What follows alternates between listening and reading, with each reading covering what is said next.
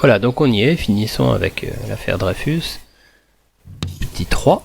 Une crise politique née d'une bataille pour la justice, 1898-1899.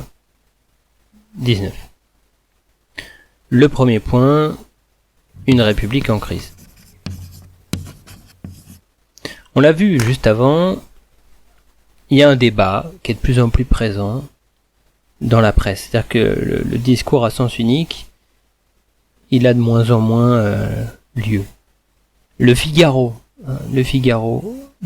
va publier les lettres de l'ex-maîtresse d'Esterhazy.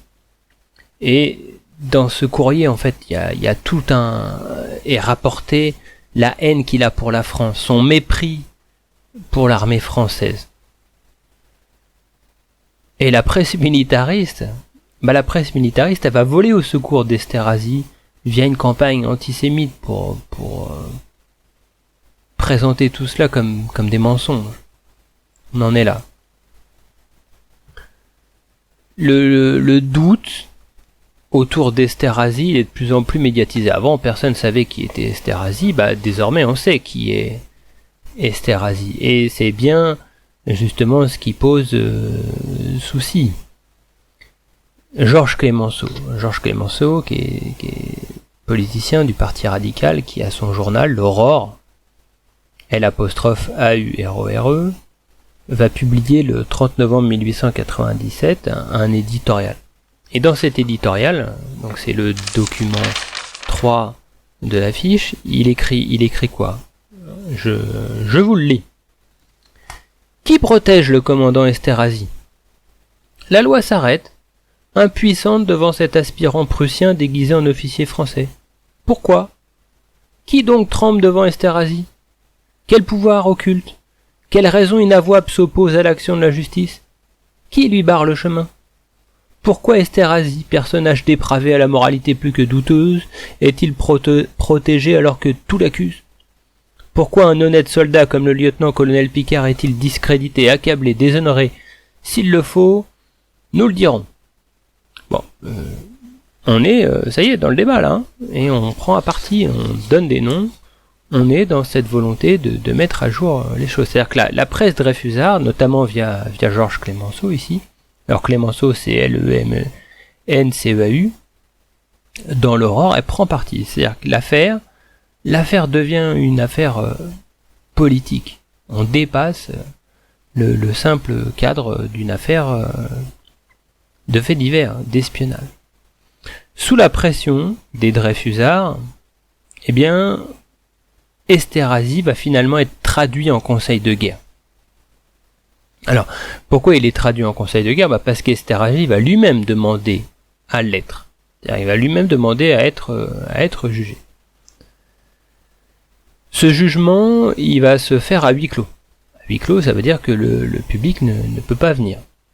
Le procès il s'ouvre le 10 janvier 1898 et le 11 janvier 1897, Esterhazy est acquitté à l'unanimité. Quand il sort, Esterhazy, il est applaudi. Et il est applaudi par une foule de plus de 1000 personnes qui l'attendent à la sortie du procès, hein, pour que vous essayiez de vous mettre bien dans l'ambiance générale. Bon, qu'est-ce qu'il va faire après Esterhazy ? Il va faire ses bagages et il va aller s'exiler en Angleterre où il finira ses jours. En fait, il se dit, je suis passé à côté du bagne, j'en profite pendant qu'on veut bien faire endosser toute la responsabilité au vrai coupable. Moi qui sais que je suis le vrai coupable, je vais vite me cacher ailleurs. Le paradoxe est celui qui fait les frais de cette deuxième affaire, en fait, de l'affaire Esterhazy ici, c'est Picquart. Pourquoi ? Parce qu'on va reprocher à Picquart d'avoir divulgué des secrets professionnels. Pour vous dire jusqu'à... Donc il va être emprisonné, hein. On va l'envoyer au Mont Valérien, où il ne ressortira, je spoilie un peu la suite, que pour le procès d'Émile Zola. Donc on en est là. Le vrai coupable est lâché dans la nature, alors que tous ceux qui révèlent un tant soit peu la réalité, eux, ils sont en prison. Hein. Il y a un sacré paradoxe d'une certaine façon. Reprenons nos livres, on s'intéresse cette fois au document 5 de la page 241. Le document 5 de la page 241, vous le connaissez déjà, vous l'avez déjà vu, c'est la une de l'Aurore. L'Aurore, je vous rappelle, c'est le journal de Georges Clémenceau. Cet article, il date du 13 janvier 1898. Vous pouvez la noter en rouge dans vos cahiers, cette date. Pourquoi ? Parce que c'est pas la première fois, on l'a dit, qu'Émile Zola prend sa plume pour dire ce qui va pas, selon lui, dans l'affaire Dreyfus. Mais là, on passe un cap. C'est-à-dire qu'en fait, dans l'Aurore, ça prend toute la première page, puis ça déborde sur la page suivante. En fait, Émile Zola, il publie une lettre qu'il adresse directement au président de la République, Félix Faure. Alors Faure, c'est Faure.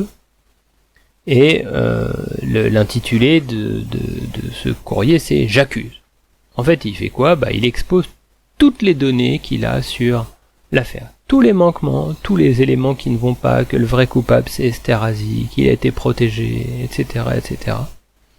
Et il défie les autorités. C'est-à-dire que maintenant que j'ai dit tout ça, que je remets en cause la justice, traduisez-moi instruisez-moi en justice. Je répondrai de tout ça. Son but, c'est vraiment de forcer les autorités à le traduire en procès. C'est l'objectif qui est voulu par ce courrier. Alors ça, on le note pas, mais il faut comprendre qu'ici, Émile Zola, il décide de rentrer sur le ring, entre guillemets, et il y a une partie des Dreyfusards qui sont pas du tout d'accord avec sa stratégie. C'est-à-dire qu'en fait, la stratégie de Scheurer, de Lazare, par exemple, c'est d'y aller, mais patiemment, marche par marche. Émile Zola, là, il veut pas y aller marche par marche, hein. Boum, je lâche tout, et puis maintenant, on règle nos comptes. Hein. C'est pas une stratégie du petit à petit. Il faut savoir que ce texte, il s'est vendu à 200 000 exemplaires. Hein. Il a un boom colossal. Et c'était justement l'effet voulu par Émile Zola. Le 15 janvier, 2 jours plus tard, il y a un autre journal, Le Temps, TEMPES, Le Temps, qui va lui publier une pétition en réclamant la révision du procès. On est passé à un autre cap là, normalement vous l'avez compris. Hein. Cette fois, il y a de plus en plus de Dreyfusards qui prennent la plume et qui font valoir leur position. Donc, arrive ce que voulait Zola finalement. Février 1898, c'est son procès. Pourquoi ? Parce qu'il est accusé de diffamation envers l'autorité publique. Zola, il a porté des accusations. Et la défense de Zola, elle va convoquer, faire citer plus de 200 témoins pour l'affaire. Ça donne une tribune à tous les arguments que cherchent à développer les Dreyfusards qui est énorme. Parce que d'un coup, tout le monde va découvrir la réalité de l'affaire Dreyfus, du moins tout ce dont on ne nous a jamais parlé. Et en cela, le procès de Zola, c'est déjà une victoire médiatique. Alors, le procès, il a lieu dans une ambiance qui est délétère. Zola, il se fait insulter, le préfet de police, il est obligé d'organiser la protection de Zola, de ses avocats, lors de chacune des sorties et des entrées au tribunal. Il y a des nationalistes qui organisent des émeutes, donc c'est pas un petit événement, c'est un procès avec des gros mouvements.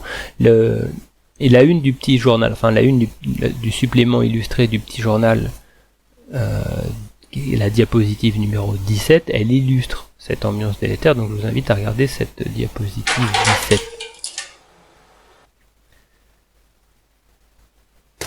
Au final, Zola, il va être condamné coupable. Donc il est reconnu coupable. Il va pas en prison, mais il a une amende assez lourde à payer.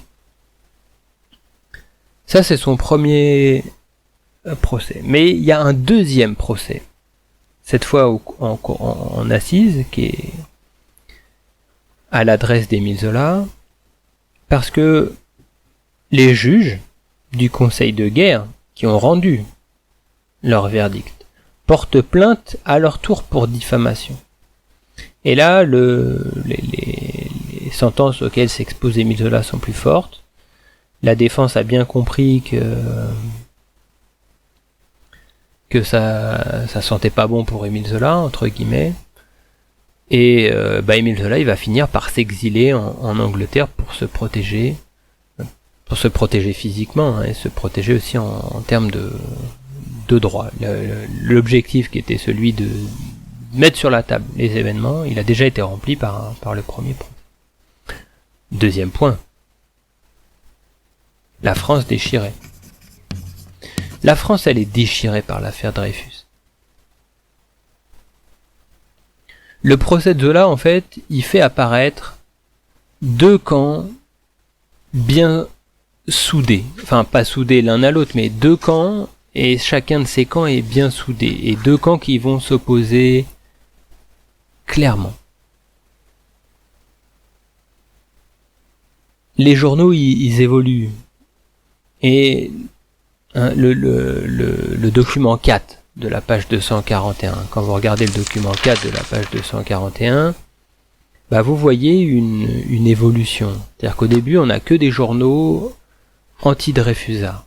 C'est-à-dire que le point de vue des Dreyfusards, il est très peu relié. Et puis petit à petit, on voit que les titres de la presse changent et que de plus en plus, on a une presse Dreyfusarde qui existe elle aussi. Et en fait, on a dans le monde de la presse une division en deux. D'un côté, on a la presse Dreyfusarde, de l'autre côté, on a une presse anti-Dreyfusarde. Alors on n'a pas que ces deux-là, mais ces deux-là, elles vont jouer un petit peu au ping-pong l'une et l'autre. C'est-à-dire que tel journal va sortir un article, tel autre journal va sortir un article pour lui répondre. Et on a une sorte de partie de ping-pong qui va alimenter les tirages et qui va la presse, en fait, elle va se nourrir aussi de l'affaire Dreyfus et de cette montée en épingle, de cette opposition entre l'un et l'autre. Cependant, il ne faut pas perdre de vue que les journaux, ils vont aussi évoluer. C'est-à-dire qu'il y a aussi des journaux qui étaient au début complètement anti-Dreyfusards et qui petit à petit vont se rendre compte que non, ils avaient sans doute un petit peu tort et que Dreyfus, en tout cas, tout n'est pas clair dans l'affaire Dreyfus. Donc on a deux camps médiatiques qui s'opposent et qui se livrent une vraie guerre. Vous l'avez sans doute déjà fait en 4e, cette étude de la guerre des journaux, des caricatures qui sont produites d'un côté ou l'autre. Si vous regardez les diapositives 18 et 19, par exemple, vous avez ici des diapositives qui vous montrent ces représentations parfois nauséabondes, hein, qui viennent ici opposer deux camps, deux points de vue. On est dans une vraie guerre de la presse où chacun des camps campe sur ses positions. Cette guerre, cet affrontement qu'on a dans le monde de la presse, il est aussi présent dans la société. Et c'est ce qu'illustre la diapositive numéro 20. On a ici un dessin qui a été réalisé par un caricaturiste qui était plutôt paradoxalement anti-Dreyfusard que Dreyfusard, qui est publié dans le Figaro. Il dessine pas que pour le Figaro, hein, ce dessinateur-là, mais là, pour le coup, c'est dans le Figaro. Et ce dessin, il montre une France qui est divisée en deux camps qui s'affrontent. On a le repas de famille avec, il faut pas parler de l'affaire Dreyfus, et la scène suivante, on voit tout le monde en train de se taper dessus au milieu du repas de famille, sous-entendu, ils en ont parlé. En fait, dans les grandes villes, on va avoir une vraie opposition sociale entre les Dreyfusards et les anti-Dreyfusards. Donc, affrontement de journaux, affrontement, opposition dans la société. Alors, relativisons un petit peu les choses. Il y a des endroits en France, en dehors des grandes villes, dans les campagnes, où finalement, l'affaire Dreyfus, on sait pas trop ce que c'est. Ça passe complètement à côté. Si on avait Twitter aujourd'hui, imaginez l'écho qu'aurait eu cette affaire. C'est-à-dire qu'en fait, tout le monde irait de son petit tweet chaque jour. Ça serait encore plus considérable.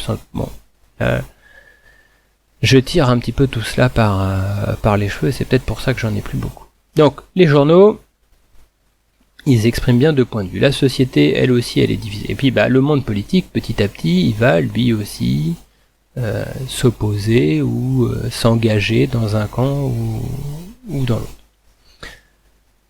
Dans le même temps, il y a des évolutions qui se produisent en raison de tout ce qui sort dans la presse.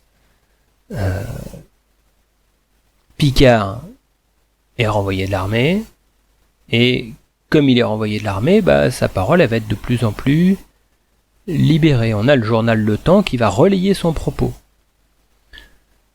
On a aussi le nouveau ministre de la guerre, Cavaignac, C-A-V-A-I-G-N-A-C, qui va,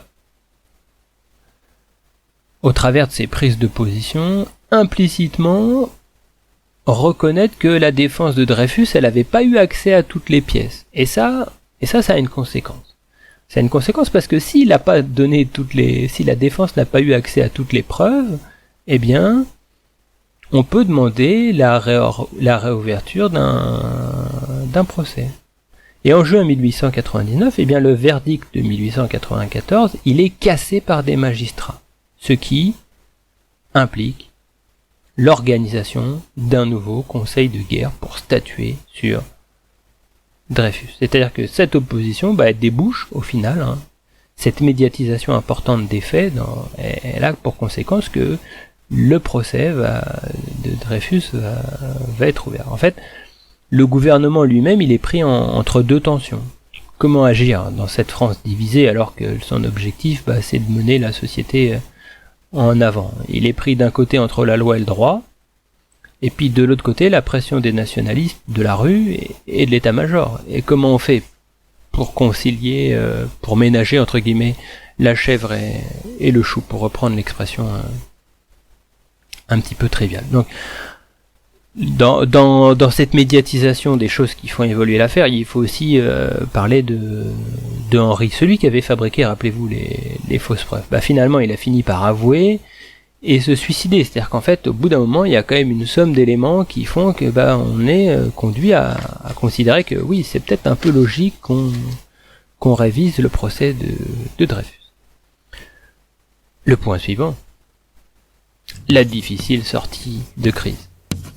Difficile sortie de crise. On l'a vu, les situations sont tendues, crispées. Le paradoxe, c'est que l'opinion française, elle est majoritairement anti-Dreyfusard. Alors que l'opinion internationale, à l'étranger, elle serait plutôt pour Dreyfus. Il y a un vrai décalage ici entre la société française et la passion qu'elle a mis dans cette affaire, son attachement à l'armée et la réalité de l'interprétation qui est faite sans le côté passionnel de l'étranger. Le nouveau procès de Dreyfus, il n'aura pas lieu à Paris. Il a lieu à Rennes. Pourquoi il a lieu à Rennes ? Tout simplement parce que Dreyfus il débarque à Quiberon et puis il y a Rennes qui est à côté, donc on fait ça à Rennes. Le climat à Rennes il va être lui aussi délétère, il y a de la pression à Rennes. La diapositive numéro 21, cette diapositive numéro 21, elle illustre l'un des faits marquants sur ce qui va se passer à Rennes. C'est-à-dire qu'on a le maître Laborie, l'un des défenseurs de Dreyfus, on va lui tirer dessus dans le dos, dans la rue, pour donner un ordre d'idée de la pression. On est vraiment dans un climat de tension lorsque le procès il s'ouvre en août 1899. Alors le maître Laborie, après une semaine d'hospitalisation, il revient et il reprend pour poursuivre son travail de juge sur place. Alors là, vous vous dites, bon, maintenant c'est bon, avec tout ce qu'ils ont en main, évidemment, il va être accusé, Dreyfus. Il y a quasiment plus de charges contre lui. Le dossier, on se rend bien compte qu'il est creux. Et pourtant, Dreyfus, il va encore une fois être rendu coupable de trahison. Là, je vous surprends, hein. Ou pas si vous connaissez déjà l'histoire. À 5 voix contre 2. C'est-à-dire que la première fois, rappelez-vous, c'était à l'unanimité. Et puis Et puis il faut bien comprendre que finalement, quand on analyse les choses, ce 5 voix contre 2, c'est déjà un sacré changement. Pourquoi ? Parce que par rapport au système qui est celui d'un conseil de guerre, on est à une voix de l'acquittement. En fait, à 5 voix contre 3, le principe militaire fait que il y a bénéfice au bénéfice du doute, la personne se voyait acquittée. Bon. Le verdict, il renie pas les décisions de 1894. C'est-à-dire qu'en fait, l'armée ne se déjuge pas elle-même. J'ai déjà jugé quelqu'un de coupable, donc je vais pas revenir sur ma décision. Sous-entendu, l'armée ne peut pas se tromper. Cependant, Dreyfus, il est reconnu coupable de trahison, mais avec des circonstances atténuantes. Comment on peut trahir avec des circonstances atténuantes ? C'est-à-dire que quand elle rend son verdict ici, c'est un moyen d'essayer d'apaiser, de reconnaître du moins que le dossier il est bien léger. Alors pour Dreyfus, c'est inacceptable, pour ses avocats aussi. Et le lendemain, il se pourvoit en révision. Le président Waldeck-Rousseau, il va finir par libérer Dreyfus en septembre 1899. Alors il est pas reparti à Cayenne dans l'entretemps. Il va finir par le libérer, et le président Waldeck-Rousseau, alors oui, je vous ai pas appelé Waldeck-Rousseau, W-A-L-D-E-C-K, et Rousseau, comme Rousseau, R-O-U-2-S-E-A-U, il va finir par gracier Dreyfus en novembre 1899. Et finalement, ces deux derniers éléments, ils se font presque dans l'indifférence. Comme si finalement les Français étaient passés à autre chose, et ils le sont peut-être un petit peu passés à autre chose, les Français, parce qu'ils aspirent à un petit peu de paix au moment où ils sont en train de se préparer à l'exposition universelle de 1900 qui va bientôt s'ouvrir. Et pour les journaux, bon, il n'y a plus vraiment de papier à écrire dessus. Ceux qui restent les plus frustrés, évidemment, ce sont les Dreyfusards dans l'histoire. Alors essayons de conclure. Bon, on va d'abord conclure en racontant la suite de l'histoire, parce que vous demandez peut-être pour certains, il va devenir quoi Dreyfus dans tout cela ? Les républicains, ils vont finir par réhabiliter Dreyfus en 1903. Et puis, lui, il veut à tout prix réintégrer l'armée, Dreyfus. Il y a une révision qui est entreprise en 1906. Et en juillet 1906, Dreyfus, il est réhabilité. C'est-à-dire qu'il est réintégré à l'armée. On dit, effectivement, on s'est trompé, on n'aurait pas dû.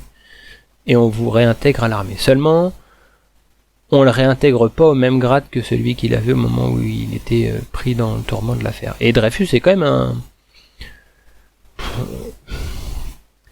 je suis pas là pour dire c'était quelqu'un de bien ou c'était pas quelqu'un de bien, j'en sais rien, mais Dreyfus, il a des ambitions quand même, il a son caractère à lui, hein. C'est pas forcément parce qu'il est victime d'une injustice incommensurable entre guillemets que c'est forcément quelqu'un de bien, hein.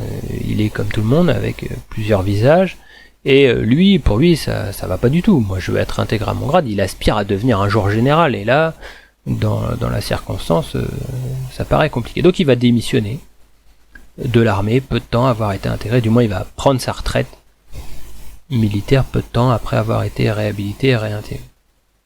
En 1914, il va s'engager dans la Deuxième Guerre mondiale. Pourquoi ? Parce qu'il est officier de réserve, et donc il est mobilisable, et il répond à la mobilisation. Et il va terminer la guerre au rang de lieutenant-colonel, c'est-à-dire au même rang qu'il avait au moment où est arrivé sur lui, 30 ans plus tôt, cette affaire. Il va mourir ensuite en juillet 1935, il avait 76 ans, presque dans l'indifférence, sans se douter que régulièrement dans les livres d'histoire on parlerait de lui et de cette affaire. Et pourquoi on parle autant de cette affaire finalement ? On parle de cette affaire parce que d'abord elle a eu des conséquences politiques. C'est-à-dire qu'aujourd'hui il y a une sorte de consensus chez la majorité des historiens pour dire que ça a renforcé la République. Ça aurait pu la faire vaciller, ça l'a fait trembler en tous les cas, mais au final, c'est bien la République qui sort vainqueur. Les monarchistes, les réactionnaires, ils ont perdu dans ce bras de fer. Ils n'ont pas réussi à renverser la République, ce qui était quand même aussi, on l'oublie, l'un de leurs objectifs au travers de l'affaire Dreyfus. La presse, elle en sort renforcée. Elle a joué un rôle d'influenceur.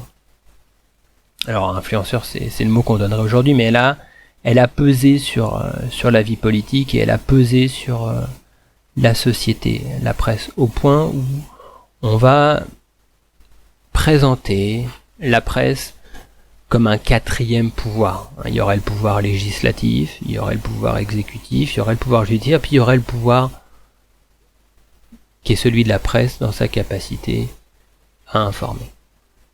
Voilà, je clôt ici donc ce long cours qui mobilise pour vous 3 capsules audio qui font chacune presque 30 minutes.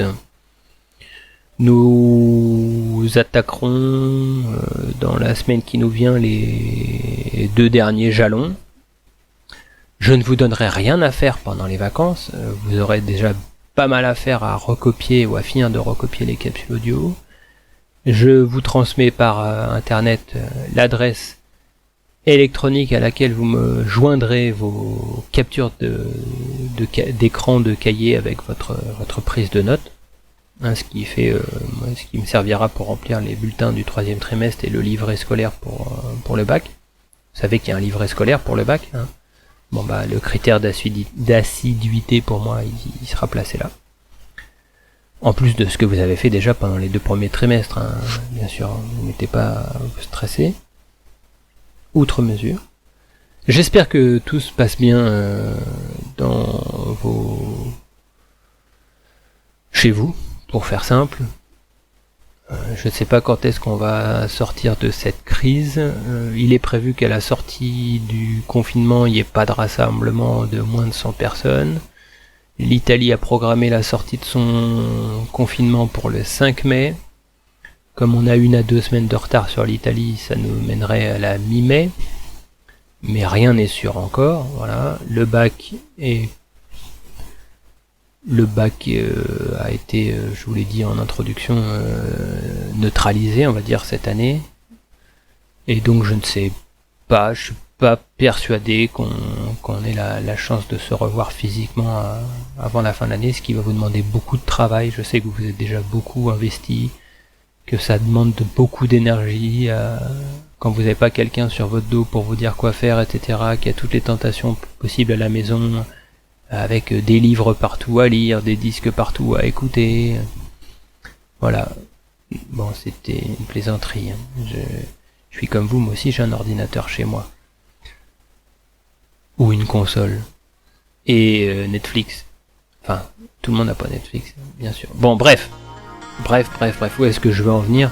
C'est garder cette motivation quoi qu'il arrive. Il faut pas que ça soit une période blanche jusqu'à la rentrée prochaine, parce que là ça aurait des conséquences assez inimaginables sur votre scolarité, sur votre décrochage au moment où il faudra se remettre en route. Voilà. Merci pour votre attention. Bon courage à toutes et à tous. À bientôt. Au revoir.